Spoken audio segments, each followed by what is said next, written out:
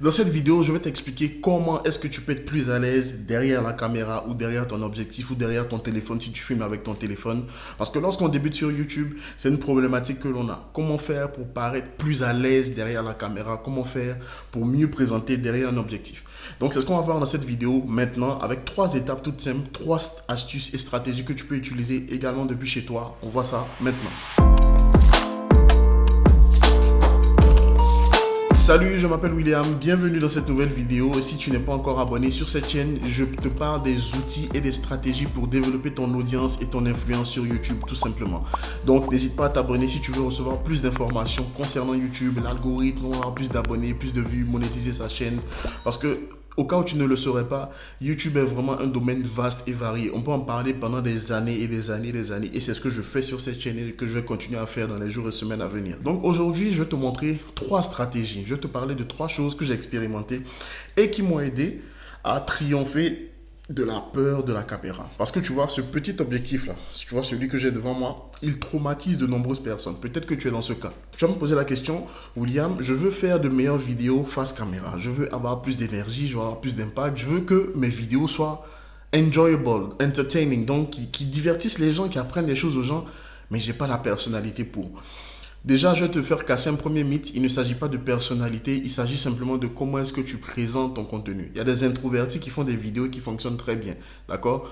Maintenant, le premier élément que l'on va voir pour que tu puisses vraiment démystifier ce mythe de ouais, la vidéo c'est fait pour tout le monde et c'est pas fait pour moi. Tu peux ne pas apprécier le format en tant que tel parce que tu as testé et tu as vu que c'est pas quelque chose que tu aimes forcément. Mais tout le monde peut faire de la vidéo. Il ne s'agit pas d'être beau, il ne s'agit pas d'être blanc, il ne s'agit pas d'être riche. Il s'agit simplement d'avoir un message à partager avec les autres.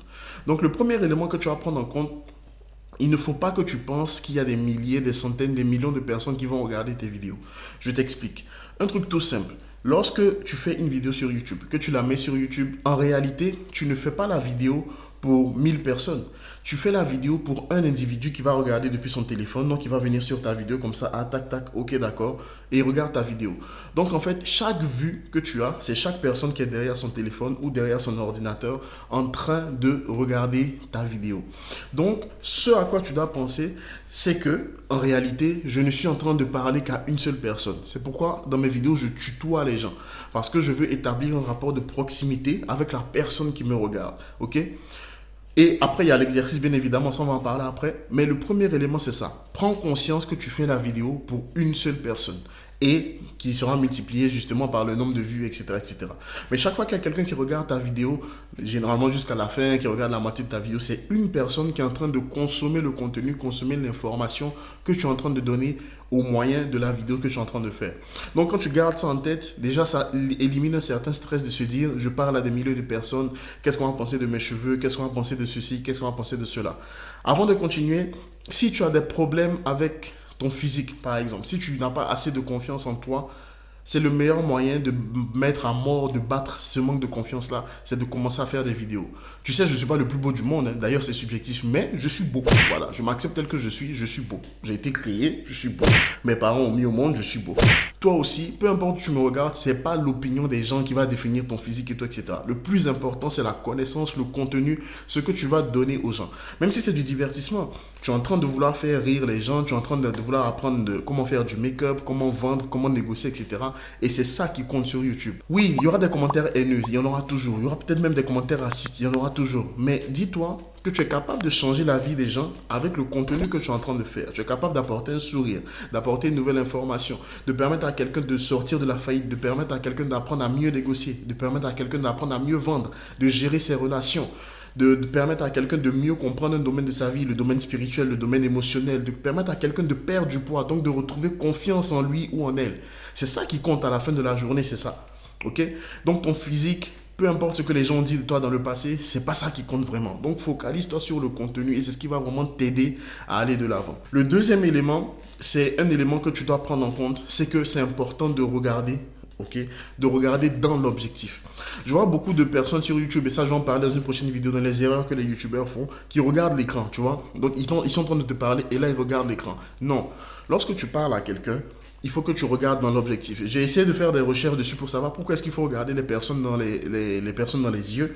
Et il était prouvé qu'il y a des hormones en fait qui se déclenchent lorsque tu regardes quelqu'un dans les yeux. Et ça permet à la personne de se focaliser sur ce que tu es en train de dire. Ça permet à la personne de lui faire comprendre que tu comprends ce qu'elle dit, tu apportes de l'importance à ce qu'elle dit et que tu accordes simplement de l'importance à la personne qui est en train de te regarder. Donc, pour regarder quelqu'un dans les yeux grâce à la vidéo, il faut que tu regardes dans ton objectif.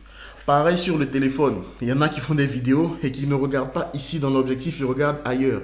Ou alors quand ils font des vidéos face cam, ils regardent sur l'écran et non pas sur le petit objectif là. Donc il faut que tu regardes dans l'objectif pour avoir un contact visuel avec les personnes qui te regardent. C'est super important, tu vois. Donc ça, c'est ce que tu dois faire également. Donc ça, c'est une deuxième astuce que je te donne. Regarde droit dans l'objectif. Le seul moment où tu dois regarder l'écran, éventuellement, c'est si tu sens que tu as des problèmes de focus, d'autofocus pour regarder si c'est bien, tout est net, tout est propre, etc. Mais généralement, il faut que tu regardes tout droit, comme ça, tac, dans ton objectif. Voilà, pour établir le contact visuel avec les personnes qui te regardent. Et c'est très simple à faire. Tu peux faire de l'exercice de temps en temps, mais c'est facile à faire et tout le monde peut le faire. Donc j'espère que tu as bien compris cette étape-là. N'hésite pas à me dire en commentaire, est-ce que tu as compris ce que je suis en train de te dire? Parce que tu sais, il m'arrive de parler assez vite, parce que je suis passionné par ce que je fais. Donc si tu n'as pas compris, tu me laisses des questions en commentaire et je vais te répondre. Je réponds à presque tous les commentaires en tout cas, sauf quand vraiment je suis en 2 biberons et 2 changements de couche, parce que je suis papa de 2 enfants, tu vois. Mais à part ça, je fais tout pour répondre aux commentaires et donner le maximum de valeur aux personnes.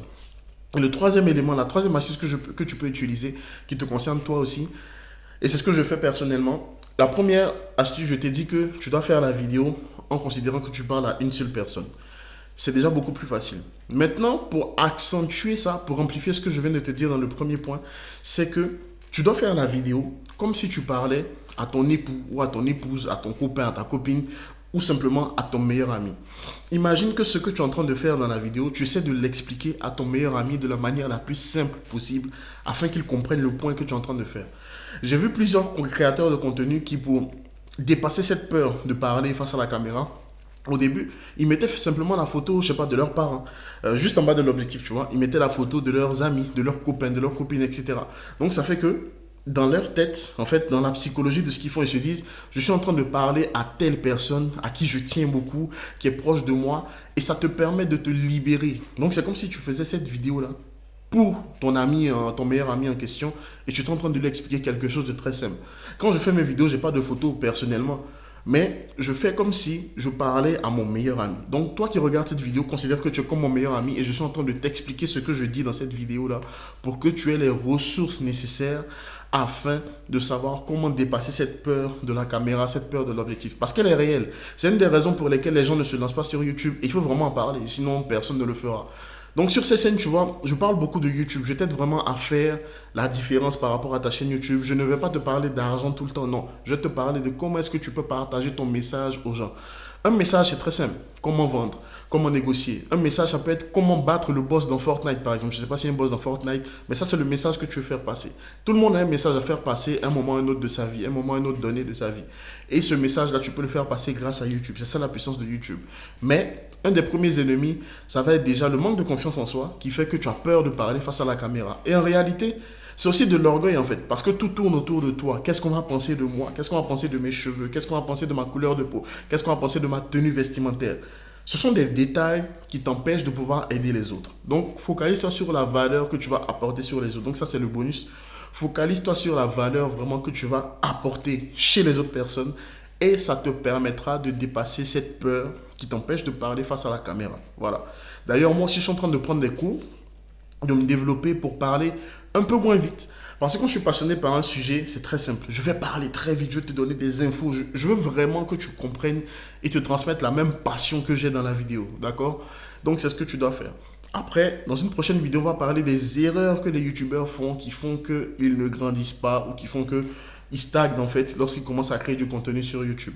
C'était mon cas au début, mais lorsque j'ai repris les choses en main, que j'ai décidé vraiment de m'investir sur ma chaîne YouTube, j'ai vu le changement radical.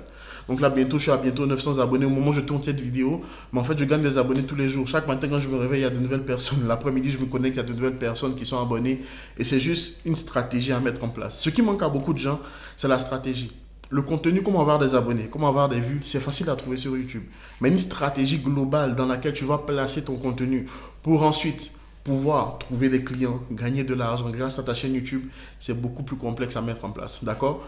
Donc dans cette vidéo, c'est ce qu'on a vu. Il faut que tu reprennes vraiment ces 3 points-là, que tu les mettes en pratique jour après jour. Et c'est comme ça que tu vas pouvoir développer ta confiance en toi-même par rapport à la caméra. Moi, ce qui m'a aidé aussi, à l'époque, je faisais du rap à l'époque. Donc quand tu fais du rap, imagine tu es devant une foule de 50-100 personnes qui ne te connaissent pas. Et tu dois leur faire kiffer le son que tu as enregistré au studio. Déjà, enregistrer au studio, c'est très pesant. Parce que tu as des gens qui te regardent en fait. Tu as l'ingénieur son qui te regarde. Ouais, vas-y, pose encore une fois. Allez, on refait la mesure, on refait. Non, c'est stressant. Ensuite, tu dois aller prester. Donc, faire une prestation devant des gens. Donc ça déjà, ça m'a vraiment aidé. Et ensuite, j'ai fait beaucoup d'interventions en public aussi devant des centaines, plusieurs centaines de personnes. Ça m'a aidé aussi. C'est vrai qu'on a toujours peur au début. Même moi, quand je fais des vidéos, je me dis, est-ce que ça va être la bonne vidéo? Mais je me focalise plus sur ce que toi, tu vas apprendre en regardant cette vidéo. Et ça m'aide vraiment à faire totalement la différence. Donc si tu débutes ta chaîne YouTube, que tu n'as pas beaucoup d'idées de contenu, que tu veux vraiment créer ta chaîne YouTube, aller un peu plus loin sur ta chaîne, je t'ai mis une playlist dans laquelle une vidéo dans laquelle tu peux regarder 20 idées de chaîne YouTube que tu peux mettre en place depuis chez toi pour trouver ta niche, ce que tu veux faire comme idée de chaîne YouTube. Et n'hésite pas à t'abonner si ce contenu t'a apporté de la valeur, surtout à le partager. Dis-moi en commentaire quelle astuce tu utilises toi pour dépasser ta peur de la caméra. Ciao.